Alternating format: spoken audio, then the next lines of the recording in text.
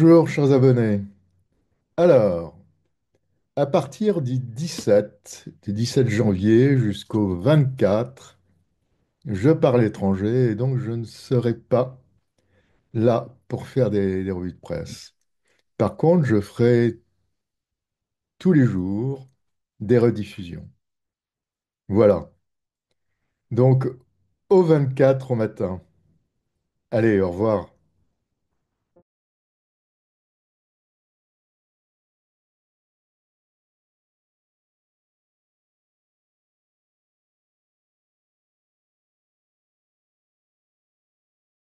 Vous savez qu'on n'a pas l'habitude ici, et qu'on a toujours refusé de le faire, de gloser sur l'état de santé, l'état personnel d'une certaine manière, la condition personnelle de Vladimir Poutine. Mais plus...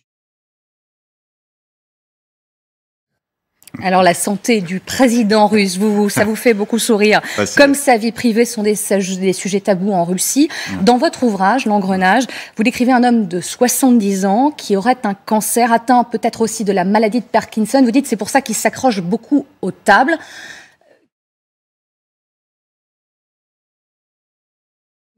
Le président russe aurait subi un traitement assez lourd pour guérir son cancer, c'est ça ? C'est un magazine américain, Newsweek, qui cite des sources américaines. Mais vous allez voir que c'est un article qui est assez intéressant parce qu'il est étayé.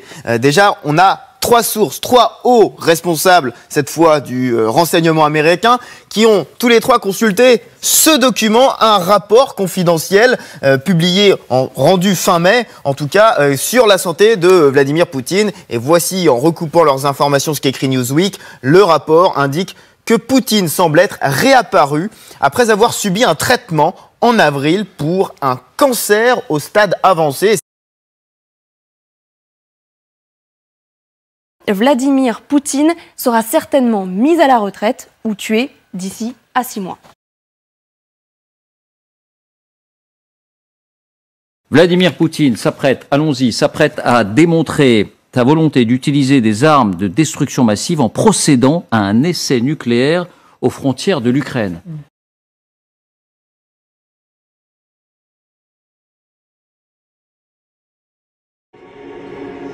Le Kremlin décrète un cessez-le-feu de 36 heures en Ukraine à l'occasion du Noël orthodoxe. Vladimir Poutine a ainsi répondu à l'appel du patriarche de l'église orthodoxe russe, Kirill. Le président russe a chargé le ministre de la Défense d'introduire un régime de cessez-le-feu à partir de vendredi midi et jusqu'à minuit dimanche. Mais avant l'annonce du Kremlin, l'appel du patriarche avait déjà été rejeté côté ukrainien. Un conseiller de la présidence, Mikhailo Podolyak, a qualifié sur Twitter cet appel à la trêve de piège cynique et d'éléments de propagande. Lors d'un appel téléphonique ce jeudi, le président turc Recep Tayyip Erdogan avait aussi exhorté son homologue russe à mettre en place un cessez-le-feu unilatéral en Ukraine. Il s'agissait selon lui de soutenir la mise en place de pourparlers de paix entre Moscou et Kiev. Mais si Vladimir Poutine a bien décrété une trêve, il rejette toujours l'idée de négociation, à moins que l'Ukraine accepte ce qu'il nomme la prise en compte des nouvelles réalités territoriales. Les Ukrainiens, eux, sont bien décidés à ne rien céder. Encouragés par les revers de leur puissant agresseur, ils se préparent à résister à une possible nouvelle incursion depuis le Bélarus.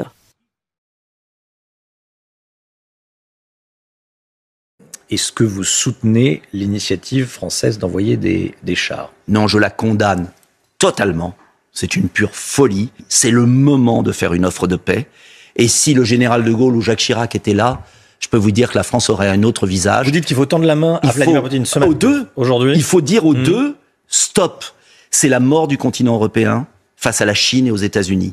C'est l'affaiblissement économique pour 20 ans de l'Europe. Et donc, je crois qu'il faut une parole de raison. Ça ne veut pas dire d'être faible. Ça veut dire de dire stop à cette saignée au cœur du continent européen qui signe la décadence de l'Europe. Car le vrai défi, c'est l'Afrique, c'est le Moyen-Orient, c'est la compétition technologique avec les États-Unis et la Chine. Et l'Europe est en train de s'épuiser dans ce conflit fou pour une zone territoriale qui, dans 100 ans, ça sera comme l'Alsace, Lorraine et le Rhin. On se demandera comment on a pu avoir cette guerre civile au cœur du monde slave. Donc, il faut absolument que la France retrouve une politique qui parle au monde. Et je vous rappelle, attention, que tous les pays du monde, Chine, Inde, Afrique, ne soutiennent pas l'Ukraine.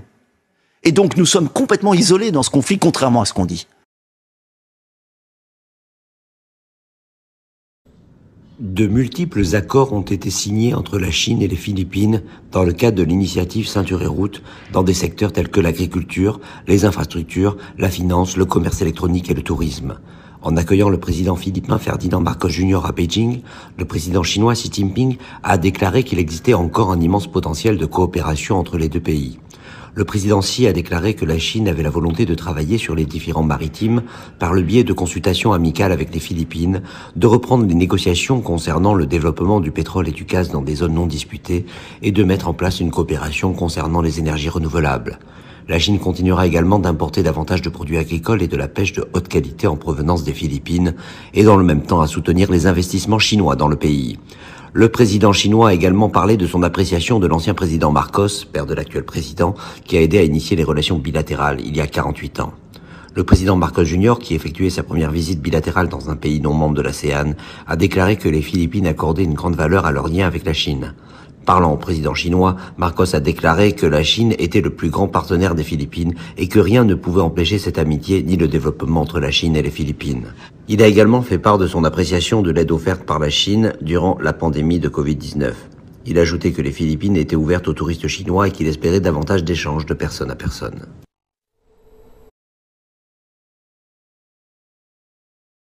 L'Iran a annoncé hier la fermeture de l'Institut français à Téhéran. C'est la première mesure de rétorsion contre la France après la publication par Charlie Hebdo de caricatures du guide suprême de la Révolution. Oui, l'Iran avait averti que la publication de ces caricatures ne resterait pas impunie.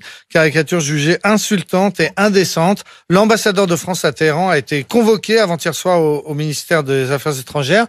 Il lui a été signifié que l'Iran ne permettrait pas au gouvernement français de dépasser les bornes, comme si le gouvernement français était responsable de la ligne éditoriale de Charlie Hebdo. On imagine que l'ambassadeur français a tenté d'expliquer aux Iraniens la notion d'indépendance de la presse, mais visiblement le message n'est pas passé, puisqu'hier une première sanction est donc tombée, la fermeture de l'Institut français de recherche en Iran. C'est un centre culturel et scientifique qui existe depuis 1897. Le communiqué officiel iranien précise que cette sanction n'est qu'une première étape. Que peut-on lire dans ce numéro de Charlie Hebdo qui aurait donc rendu les Iraniens furieux? Alors c'est le numéro qui est actuellement en kiosque et qui est un numéro anniversaire puisque cela fera demain 8 ans que Charlie Hebdo a été victime du terrible attentat. Alors donc pour l'occasion, le journal a lancé le mois dernier un concours international de caricature du guide suprême de la révolution iranienne, Ali Khamenei. 300 dessins ont été envoyés du monde entier et les meilleurs sont donc publiés dans ce numéro spécial. C'est évidemment une manière de montrer, je cite, le soutien du journal aux Iraniennes et aux Iraniens qui mettent leur vie en jeu pour défendre leur liberté face à la théocratie qui les opprime. Le gouvernement tchadien a confirmé qu'il y a effectivement eu une tentative de coup d'État en décembre. Dans un communiqué rendu public jeudi, N'Djamena a annoncé avoir déjoué une tentative de déstabilisation visant à porter atteinte à l'ordre constitutionnel et aux institutions de la République. Selon les autorités, les services de sécurité ont procédé à partir du 8 décembre à l'arrestation d'11 soldats de l'armée, dont le président de l'Organisation tchadienne des droits de l'homme, Baradine Berdei-Targhio. Le défenseur des droits de l'homme est connu au Tchad notamment pour ses critiques à l'égard du chef de l'État et du régime sur les réseaux sociaux. Lui et les 10 autres personnes interpellées ont été inculpés sous 3 chefs d'accusation, à savoir atteinte à l'ordre constitutionnel, association de malfaiteurs, détention illégale d'armes à feu et complicité, a annoncé le ministre tchadien de la communication et porte-parole du gouvernement.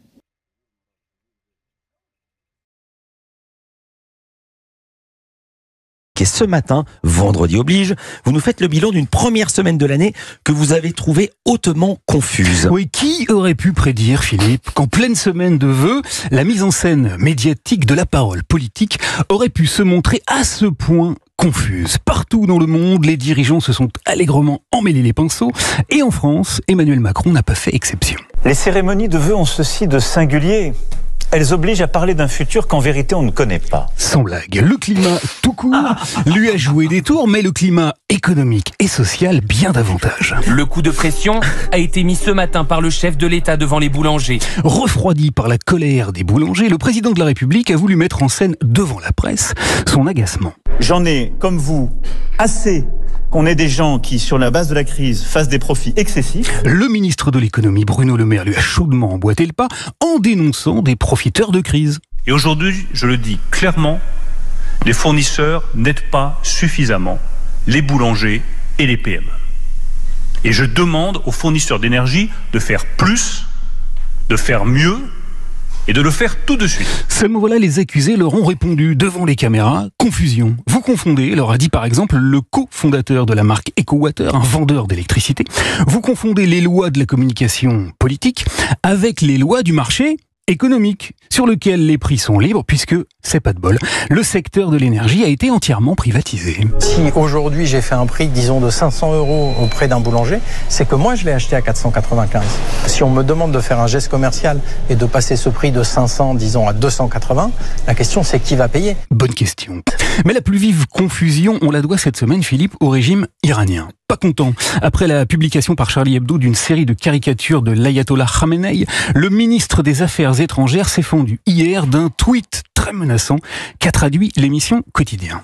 Nous ne permettrons pas au gouvernement français de dépasser les bornes. Il a définitivement opté pour la mauvaise voie. Un tweet qui illustre donc qu'au sommet de l'État iranien, on confronte très allègrement un petit journal satirique avec la volonté du gouvernement français. Un détail qui n'a pas échappé à Catherine Colonna, notre ministre des Affaires étrangères, à nous, qui l'a parfaitement dit à LCI. Rappelons simplement qu'en France, la liberté de la presse existe, contrairement à ce qui se passe en Iran. L'Iran, qui pendant qu'elle s'offusque donc de moqueries réalisées à petits coups de crayon, continue d'exécuter à grands coups de sabre toutes celles qui ont l'audace de vouloir libérer leurs cheveux. Depuis le début de la révolte, mi-septembre, 13 personnes ont été condamnées à la peine capitale. L'Iran, qui aura donc réussi cette semaine 8 ans, quasiment jour pour jour après l'attentat qui a décimé la rédaction de Charlie Hebdo en janvier 2015, a ravivé la haine contre de simples dessinateurs de presse. Il y a des semaines, cher Philippe, où l'on reste confondu devant les funestes destins de l'actu.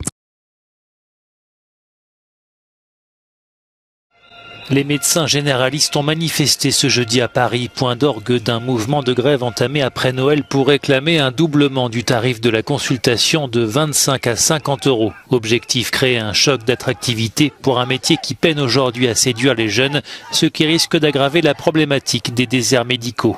Dans un récent rapport, 11% des Français âgés de plus de 17 ans n'ont pas de médecin traitant attitré. Le gouvernement a critiqué ce mouvement alors que les services d'urgence sont débordés par une triple épidémie de grippe, Covid et de bronchiolite.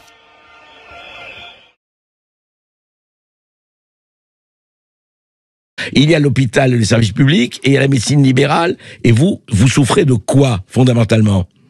On souffre déjà de ne pas être écouté. Je suis terrifié d'entendre sur votre antenne, comme sur tous les plateaux télé, que le problème date d'il y a 1, 2 ou 3 ans. Moi, j'étais interne en 2010 à Chartres, donc il y a 12 ans, et les brancards, ils étaient déjà dans les couloirs. Et j'ai appris la médecine avec des dossiers dans les mains, sans savoir où étaient les patients dans le service. Et je vous parle de ça en 2010. Donc je suis abasourdi d'entendre des discours à longueur de journée par les instances, les politiques et aussi par des médecins qui nous disent que le problème est structurel depuis 2 ou 3 ans. C'est mentir à la population. Moi, j'ai été formé comme ça. Les brancards étaient déjà dans les couloirs en 2010. Donc c'est un problème qu'on crie depuis 10, 15, 20 ans. Donc déjà, il faut dire ce moment de vérité. Mais c'est scandaleux aussi, c'est scandaleux. Depuis 2-3 semaines. Mais ce n'est pas un problème depuis 2-3 semaines. Au niveau de la médecine libérale, il ne faut pas opposer médecine libérale et médecine hospitalière. Il ne faut pas opposer les salariés aux non-salariés, etc. On est tous dans le même bateau et on est tous là pour soigner. Que disent les médecins libéraux? Alors on n'a pas déposé les stétos lundi, on s'est pendu avec un stéto. Pourquoi on s'est pendu avec un stéthoscope? Parce que ça représente l'asphyxie qu'on a par ce paquebot qui est ingouvernable, qui est le ministère de la Santé, et cette charge administrative qui est trop lourde. Nous n'avons aucune revendication salariale dans le département. C'est l'Union des médecins de la Loire. Nous avons fait une liste de propositions que personne n'écoute. Ce sont des remontées de terrain, ce sont des propositions que les médecins mettre sur la table pour pouvoir accueillir plus de patients et surtout mieux soigner les gens et pouvoir augmenter leur patientèle sans aucune demande de revalorisation salariale, sans jeu syndical, puisque nous ne sommes pas un syndicat. Ça, on laisse ça aux syndicats, ça les regarde, ils sont là pour ça. Nous, on n'est pas à la table des négociations. C'est quoi vos propositions? Puisque vous dites que c'est pas le problème de revalorisation, le problème de mieux recevoir, de mieux soigner, etc. C'est quoi concrètement vos propositions? Concrètement, c'est libérer le temps de soins de la journée libérer la charge administrative. C'est-à-dire qu'il y a tout un tas d'actes qui sont réalisés à l'heure actuelle par les médecins administratifs. Pardon, c'est des médecins généralistes. Oui, l'État leur fait faire de la médecine administrative, mais c'est des médecins généralistes. Oui. Je me suis trompé. Libérer tout ça pour que ça libère du temps de consultation et qu'ils puissent soigner. C'est-à-dire l'arrêt des bons de transport. Il n'y a pas besoin d'avoir fait 9 ans d'études pour faire un bon de transport. L'arrêt des renouvellements d'ALD, l'arrêt des certificats pour la pétanque, l'arrêt des certificats pour avoir le droit de boire un verre d'eau en classe, l'arrêt de tout ça. Quand vous libérez, c'est 1 heure à 2 heures de consultation par jour qui ne servent à rien. On a fait des propositions concrètes sur les arrêts de travail. Si vous traversez la frontière et que vous allez en Suisse ou vous allez dans des pays nordiques, quand vous êtes jeune entre 18 et 65 ans et que vous n'avez pas de comorbidité, vous pouvez vous auto-déclarer un arrêt de travail. Comme vous avez fait pendant le Covid. Ouais. Donc le système, il existe. Vous voyez ce qu'on propose, ça coûte 0 en termes pour la collectivité et ça ne rapporte pas plus aux médecins, on n'a pas de revendication salariale. Mais par contre, au lieu de boucher des maisons médicales, au lieu de boucher des urgences, au lieu de boucher des médecins traitants parce qu'on a une gastro, eh ben, on s'autodéclare 3 jours d'arrêt de travail et point barre, c'est fait. Et ça, ce sont des mesures de bon sens et ce sont des choses qui marchent à l'étranger. Ça marche à l'étranger. Donc moi, c'est pas issu de mon cerveau fécond, c'est de la bibliographie internationale de choses qui marchent. Donc pourquoi on ne le fait pas en France? Il y a juste à claquer des doigts, le système il existe, il est prêt, vous l'avez fait pendant le Covid, vous pouviez vous déclarer tout seul. Donc on n'a même pas à faire de l'IT, de l'informatique, etc. C'est déjà en place. Attendez, docteur Côté, mais pourquoi quelqu'un ne fait pas le ménage et le courage de faire le ménage? Si eux n'ont pas le courage, alors ce sera jamais personne, ce sera toujours la fuite de responsabilité, docteur Côté. C'est un système qu'on a choisi depuis belle lurette. Et alors qu'est-ce qu'on fait? Que la France soit gouvernée par des technocrates. Eh bien qu'est-ce qu'on fait? C'est au président de la République de taper du poing sur la table et de réformer tout ça. Oui, écoutez, bonne chance. Mais moi, j'ai pas un problème avec tel ou tel président. Qui disait que quand on était ministre, on se taisait ou on démissionnait, on fermait sa gueule ou on démissionnait. Oui.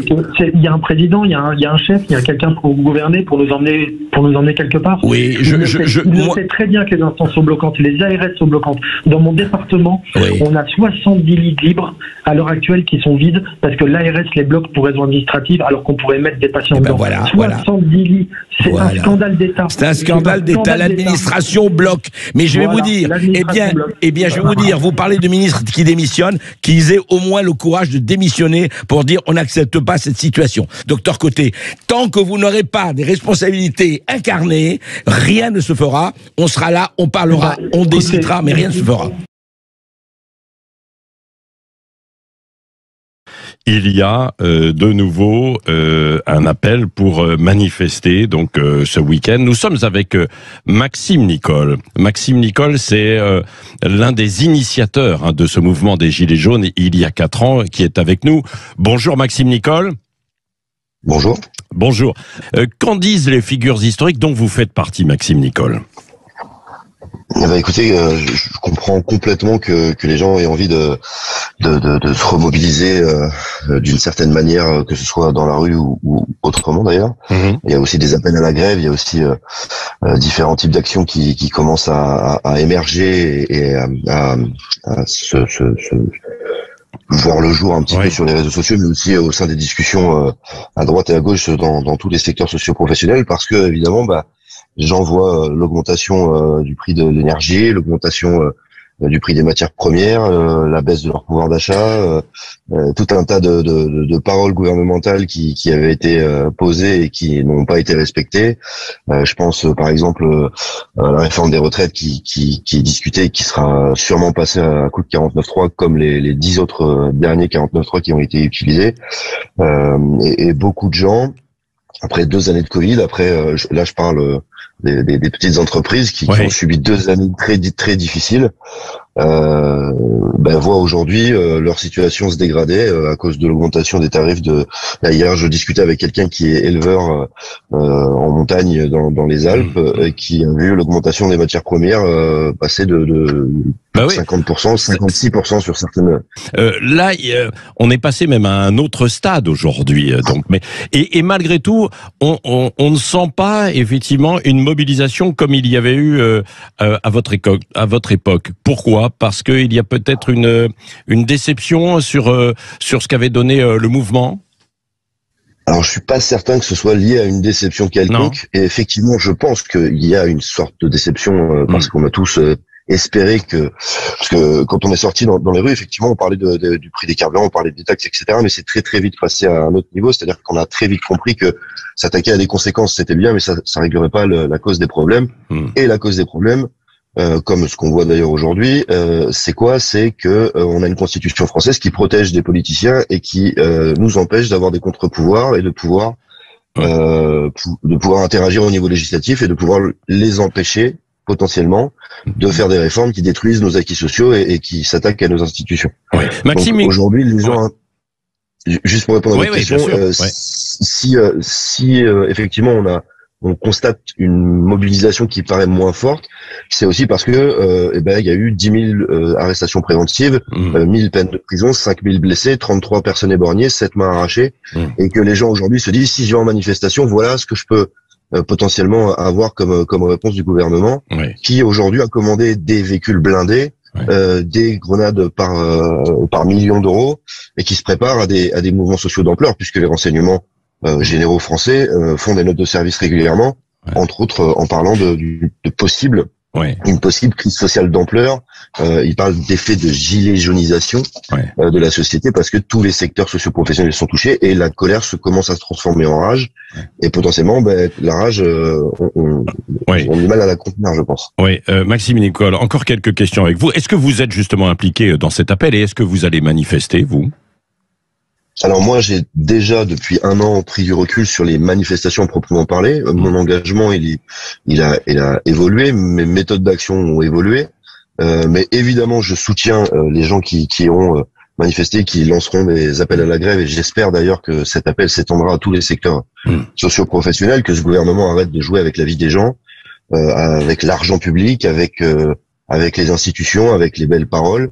Là, on parle quand je vois par exemple les boulangeries qui sortent des chiffres en se disant que 80% des boulangers potentiellement pourraient être amenés à mettre la clé sous la porte avec l'augmentation de l'électricité.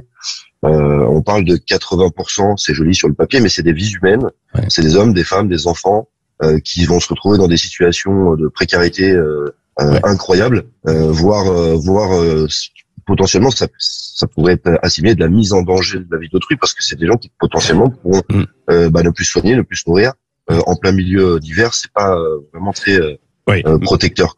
Et Maxime Nicole, ce que disent certains gilets jaunes qui m'ont transmis ça, c'est que il y en a qui craignent une récupération politique d'un côté ou de l'autre, extrême gauche ou extrême droite, par exemple. Qu'est-ce que vous en pensez? Je pense qu'ils ont tout à fait raison. C'est quelque chose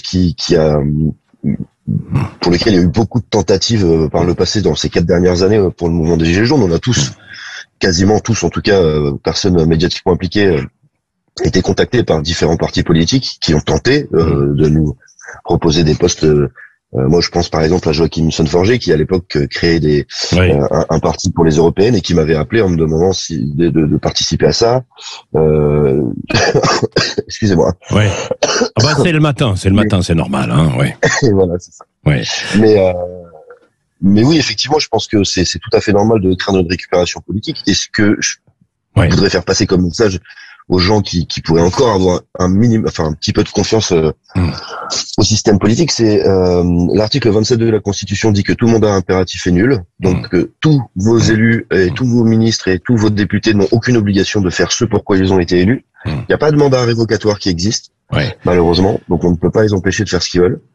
Et je pense que par constat, et ce de façon répétitive, à chaque fois que vous attendez qu'un politique fasse ce pourquoi il a été élu, vous attendez 5 ans et vous redonnez un bulletin dans une urne pour élire quelqu'un d'autre qui potentiellement le fera à sa place parce que l'autre l'avait pas fait.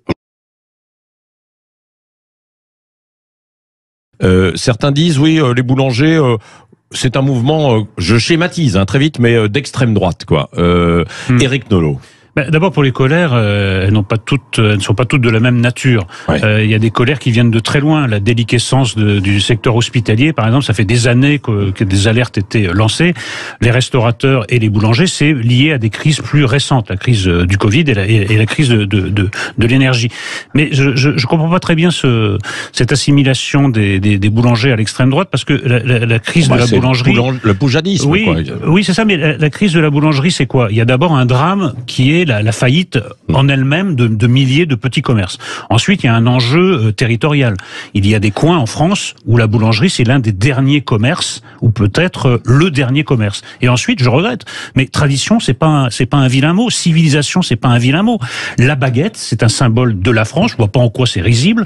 Elle a été inscrite au patrimoine immatériel de l'UNESCO. Ça fait partie d'un art de vivre. Moi, je trouve ça très bien de pouvoir manger du bon pain, d'aller chez un boulanger. Je trouve que ça fait partie de la qualité française. Si maintenant le mot tradition égale extrême droite, si le mot civilisation française égale extrême droite, alors oui, le problème des boulangers est d'extrême droite. Moi, je ne le crois pas. Il n'a pas échappé que un des grands gimmicks, un des grands réflexes pavloviens de la classe dirigeante, quand vous la critiquez, c'est de mobiliser les valeurs républicaines. Vous êtes contre les valeurs républicaines, en dehors du pacte républicain. Et quand vous grattez cette notion, vous découvrez quoi? Vous découvrez qu'en fait, il s'agit, dès lors que vous contestez le fait de brader les intérêts français au profit de l'Allemagne, de détruire la démocratie directe au profit de cette espèce de folie bureaucratique européiste, où il n'y a plus de démocratie directe, puisque vous votez pour des gens qui n'ont plus le pouvoir de décision. Si vous contestez ça, autrement dit, si vous en appelez aux racines de la démocratie de la République, on vous dit que vous êtes contre les valeurs de la République. Après, les gens, on dit, ils sont en colère. Ah bah oui, ils sont effectivement, puisqu'il n'y a rien de plus inique quand vous êtes victime de quelque chose, on vous arrache votre démocratie parmi d'autres choses. Et après, on vous reproche d'être contre la démocratie puisque vous luttez contre ça. Mais il n'y a rien qui rend plus fou que l'injonction contradictoire. Et si on revient sur les boulangers, bah évidemment que les boulangers sont complètement fous puisqu'ils ont choisi un métier où ils voulaient être indépendants, sont des artisans, c'était une trace aussi d'indépendance. Et maintenant, ils en sont réduits à quémander des aides. Pourquoi? Parce que le gouvernement s'est lancé dans une folie absolument délirante de marché européen d'électricité, parce qu'il a fermé les centrales nucléaires, parce qu'il n'a rien prévu, et qu'ensuite, maintenant, ils en sont réduits à tendre la sébile, et en plus ils se font attaquer et traiter d'extrême droite. Bah, je comprends qu'ils soient fous, oui.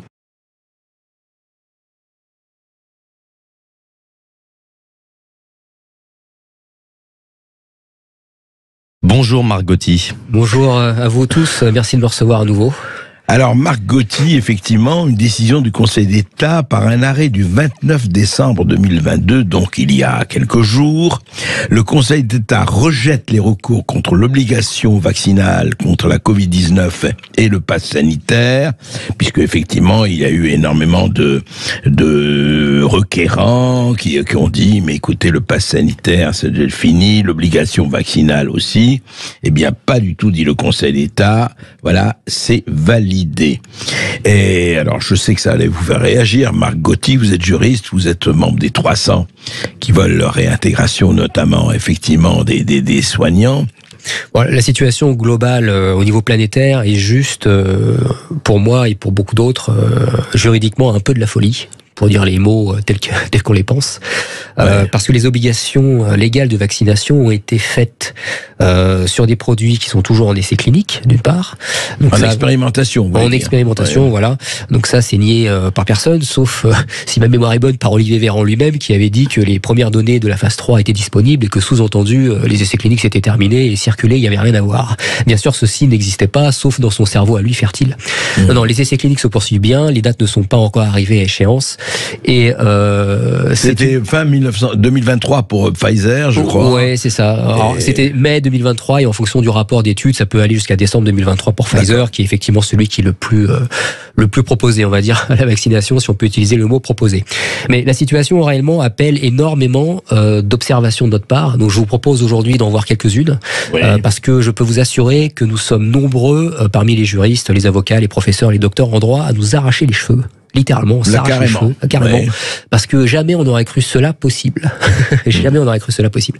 Alors justement, la décision qui a été rendue par le Conseil d'État il y a quelques jours, en gros, balaye d'un revers de main tout ce qui était argument des différents requérants. C'est pas une surprise. C'est pas une surprise parce qu'en fait, depuis le début de cette histoire, le Conseil d'État nous habitue à ce genre de revers de main. Là où c'est beaucoup plus, on va dire, inquiétant, et on y reviendra un petit peu plus tard dans l'émission, c'est vraiment les concepts qui se cache derrière tout ça, à savoir, sommes-nous dans un réel état de droit, on va dire très vertueux, dans une belle démocratie propre. On en reparlera en deuxième partie de l'émission, parce que c'est très lié, le juridique, à la science politique. Et là, dans un premier temps, ce que je peux vous proposer déjà, c'est de voir, on avait déjà un petit peu abordé le sujet ensemble la fois dernière, début décembre, le caractère un petit peu justement expérimental de ces produits. Donc les essais cliniques ne sont pas arrivés à échéance pour les fabricants de vaccins, certes. Nous avons en droit énormément de textes qui nous disent que tant que ces essais ne sont pas terminés, ce sont toujours effectivement des produits expérimentaux. Bon, d'accord. Les gens viennent nous dire ensuite, oui, mais attendez, nous avons eu des autorisations de mise sur le marché conditionnelles qui ont été délivrées pour injecter ça à la population. Certes, nous répondons certes. Sauf que la seule chose qui retire un caractère expérimental à des médicaments, à des produits, c'est la fin des essais cliniques et pas autre chose. Et d'ailleurs, vous avez une directive européenne, qui est la 2001, je l'avais déjà cité, /20/CE, donc de l'Union européenne, qui indique bien, alors certes dans le cadre des essais cliniques, mais qui indique bien que même les produits ayant reçu des autorisations de mise sur le marché, conditionnels, sont considérés toujours comme des médicaments expérimentaux. Donc ça, c'est écrit noir sur blanc, il n'y a pas de quiproquo possible. Et cette directive est en vigueur, et elle sera en vigueur jusqu'au 31 janvier 2025, avec un règlement européen qui est censé prendre sa place, qui est rentré en vigueur aussi, là dernièrement, pour le 31 janvier 2022, si ma mémoire est bonne, ou à un mois près. Donc ce qui se passe, c'est que même si vous considérez que l'on reste dans le cadre d'essais cliniques, vous savez, encadré avec des laboratoires, etc., avec tout un tas de formulaires, de protocoles à suivre, c'est quand même étrange que pour les essais cliniques, on vous dise bien qu'un médicament qui a une autorisation de mise sur le marché reste expérimental, alors qu'en population générale derrière, où les gens se prennent le même produit dans le bras, on leur dit que non, là c'est plus un médicament expérimental et donc du coup, il n'y a pas de protection qui vous est accordée. Et la protection dont je parle, c'est le consentement. Lorsque vous êtes participant à un essai clinique, il faut votre consentement. On l'a, le consentement. Les gens sont allés, on les a pas emmenés revolver au rein, dans les reins pour aller se faire vacciner. Alors, si vous parlez de la population générale, ça se discute, puisque vous avez déjà une obligation, vous savez, légale de vaccination pour les soignants, les pompiers, les militaires. Ça, c'est un des aspects très importants du problème. Hein. C'est une partie de la population. Ça. Oui, mais sauf que l'autre partie, qu'est-ce qui s'est passé, André ? Vous vous souvenez bien ? Passe sanitaire et ensuite passe vaccinal. Ce qui correspond en fait à une coercition sournoise pour forcer les gens à aller se faire injecter un produit. Et lorsqu'on entendait à la télévision, sur les plateaux grand public, que certains souhaitaient même que les non-vaccinés n'aient plus accès aux magasins alimentaires, ça commençait sérieusement à ressembler à certaines périodes sombres de l'histoire. Heureusement qu'ils n'ont pas été jusqu'à là. Non, pas été jusque-là. Mais si on reste sur l'obligation, André, si on reste vraiment sur l'obligation légale de vaccination pour une partie de la population. Pour une partie de la population, oui. Voilà, sachant que dans le monde entier, il y a pas mal de pays qui ont fait ça. Parfois, c'était pas en fonction de votre profession. C'était la Nouvelle-Zélande, l'Australie, ils sont allés beaucoup plus loin que nous. Et voilà, tout à fait. À partir de 18 ans, d'autres pays ont même fait que les enfants entre 5 et 12 ans. Je crois que d'ailleurs, de mémoire, c'est le Costa Rica. Enfin, il y a vraiment eu des choses très variées qui ont été faites. Sauf que nous, en Union européenne, on sait très bien reconnaître un produit expérimental, que ce soit dans le droit de l'Union ou dans le droit français. Lorsque vous avez des directives européennes comme celle que je vous ai citée, qui certes dans un premier temps s'appliquent aux essais cliniques purs, en fait, on ne peut pas considérer qu'elles ne s'appliqueraient pas à la population générale. Pourquoi ? Parce que ça reviendrait à conférer moins de protection à la population, qui est soumise à une obligation de vaccination et où donc on ne demande pas le consentement, alors que les participants à essais cliniques, eux, seraient protégés. Oui, je comprends. Et là, on parlait de ces populations soumises à l'obligation vaccinale. Oui, bien sûr. Alors que quand vous regardez les traités internationaux, et là je parle au-dessus même de l'Union européenne, par exemple je pense au pacte international relatif aux droits civils et politiques dans son article 7, qui ne fait pas d'ailleurs de distinction entre participants à essais cliniques ou pas participants à essais cliniques, qui vise en fait tout le genre humain, aussi bien la lettre des traités que l'esprit des traités, qui est un système de protection des droits de l'homme, de la dignité de la personne humaine, ce genre de choses. Si vous considérez que la directive que je viens de vous citer tout à l'heure, par exemple, dans l'Union européenne, ne protège que les participants aux essais cliniques, vous avez un problème de rupture de logique fondamentale, puisque en fait l'esprit des traités est violé. Ceux qui sont protégés, c'est l'espèce humaine, c'est le genre humain, il n'y a aucun doute quand vous lisez par exemple ce pacte. Et quand vous regardez la Convention Oviedo, qui traite de biomédecine, de bioéthique, certes, vous avez des articles, par exemple, je pense de tête à celui qui est à l'article 16, qui pourrait éventuellement, effectivement, cibler des gens particulièrement dans les essais cliniques. Mais encore une fois, si vous donnez moins de protection à des participants qu'à une population générale derrière qui se prend, encore une fois, le même produit dans le bras, vous êtes en rupture de logique juridique. C'est pas possible, en fait. C'est pas possible. Vous voulez dire qu'il y a une illégalité de fait dans cette histoire? Ouais, et pas uniquement de fait. En fait, vous avez même, au niveau des juristes, on a un problème, si vous voulez, ce n'est plus en cohérence avec le but, avec la finalité des textes et des esprits des textes. Le problème, il est là. Quand les gens ont fait les pactes internationaux à l'ONU et ailleurs, ce qu'ils voulaient, c'était pas uniquement protéger bien évidemment les participants aux essais cliniques, il voulait protéger tout le genre humain. Pourquoi? Parce que tous ces textes ont été faits après la Seconde Guerre mondiale, quand les nazis ont fait des expériences particulièrement sauvages et cruelles sur le genre humain.